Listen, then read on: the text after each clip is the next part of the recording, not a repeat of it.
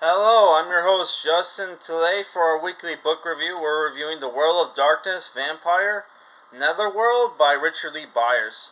The World of Darkness, for people who don't know, is basically an RPG tabletop game that encompass all White Wolf's RPGs.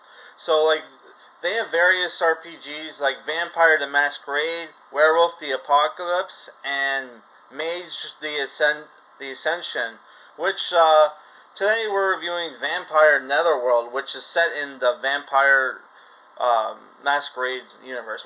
It's all the same universe, but if you're a Vampire Masquerade fan, this is basically the book you want to read because it has all the different clans in this book, like Ventru, Gangrel, Toreador, Nosferatu, Ravnos, like all the major clans are in this book, right?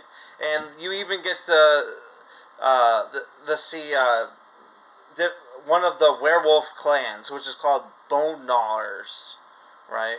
And they mentioned the silver thing. So the story for this book is that it starts off like a noir, like mystery, horror mystery, where you have the main character Zane Tyler, who is a human, who gets swept up by the police during homeless sweep. They arrested a bunch of homeless people and threw them in jail.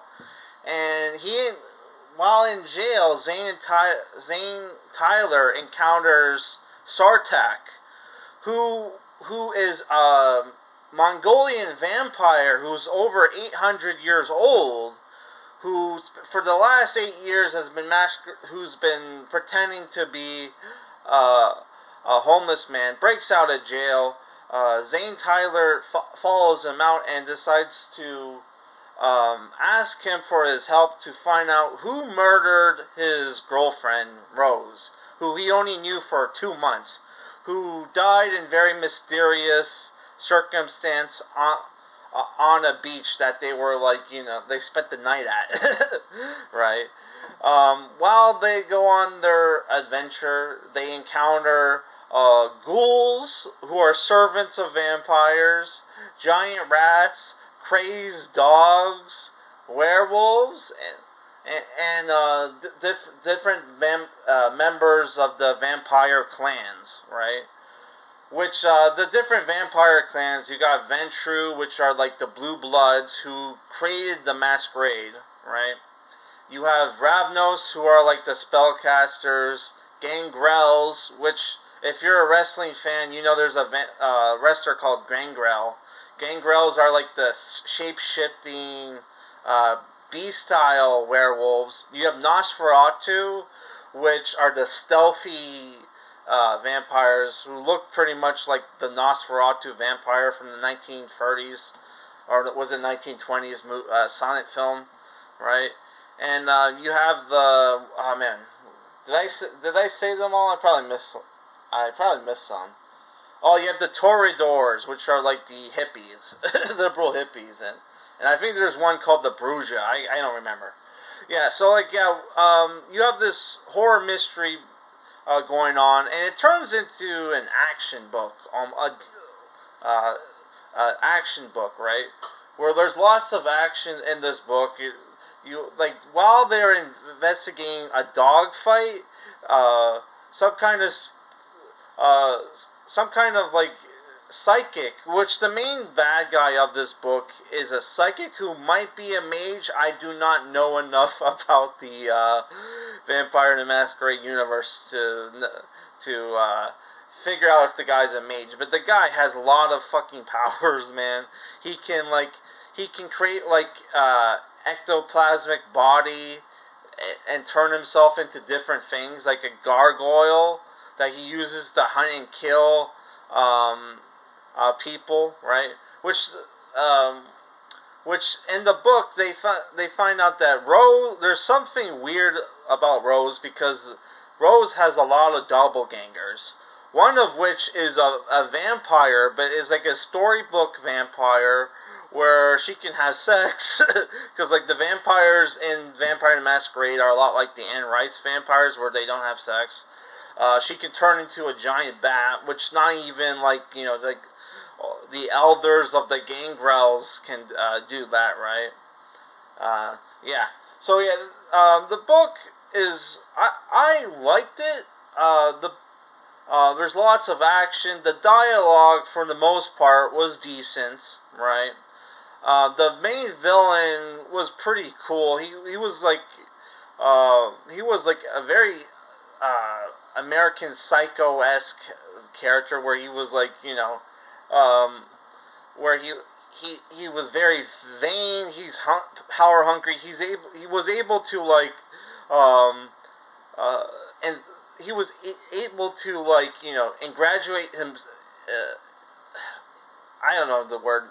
He was able to like get get in the good graces of the vampire community, which vampire community, and like, was able to gaslight the different factions to make himself like important.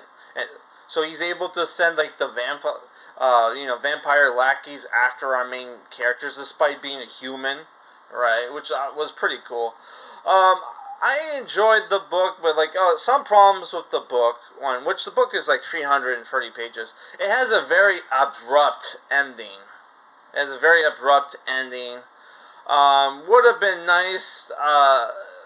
Like I don't know. I was half expecting the main character to turn into a vampire, which there was like it was almost there was like they were kind of hinting at, oh, he might turn into one of the vampire clans. What were they called? Oh my god. See if I can find a random page. Malkavians. That's what they were. Yeah, because he gets like in the book, um, the vampires using the police kidnap homeless people and then lock them in this like mental ward of like of a hospital, where the vampires, the Malkavians, torture them and like drink from their blood, and it's like a blood bar for vampires, and that's where our main character is in prison for like half the book, right? In this insane asylum, and the Malkavians, which are like the batshit crazy vampires in this book. If you ever played Vampire the Masquerade, you probably uh, know them. Like the main hot chick on the cover, I think, is a Malkavian, right? Which is like she's basically a Harley Quinn. She's basically like a vampire version of Harley Quinn, right? Which she even kind of looks like the new 52 Harley Quinn, right? Which, by the way, if you're gonna read this book, check out the soundtrack. Listen to track 4 of the soundtrack, Asylum. Best song on the soundtrack, which really fits this book. Some problems with the book. One, there's grammar errors. They mix up like words once in a while. Like uh, there's like a part where the book where he's like, oh, I'm gonna kill them all, and like God sorted out, and it says kill then all, not kill them all, which, oh my god, the editors for this book, man, oh my god. Also, there's colorful language in the book, right? Which they say homophobic slurs and racial slurs, especially against the main vampire in the book, Sartak, who was a Mongolian warrior turned vampire, right? Whose only motivation for helping Zane is that he's bored, and it sounded weird, like there was some kind of weird supernatural thing going on, right? Yeah, yes. But other than that, it's a great book. I'm giving it a 6.5 out of 10. Though it could have used some illustrations. But yeah, it's a great book. If you're a Vampire Masquerade fan, definitely check it out, right? And there's like really cool action scene at the end of the book where our main characters storm the asylum and you have like a gunfight between like werewolves and vampires, right? Which was pretty fucking cool. Even our main hero, our human main hero, was able to kill a couple vampires with his machine gun and like machete, which is pretty cool. So for our next book review, we're going to review another superhero book, not a comic book, but a superhero novel. Fantastic Four: The Redemption of the Silver Surfer by Michael Jan Friedman. And the book, actually, I didn't notice until I picked it up.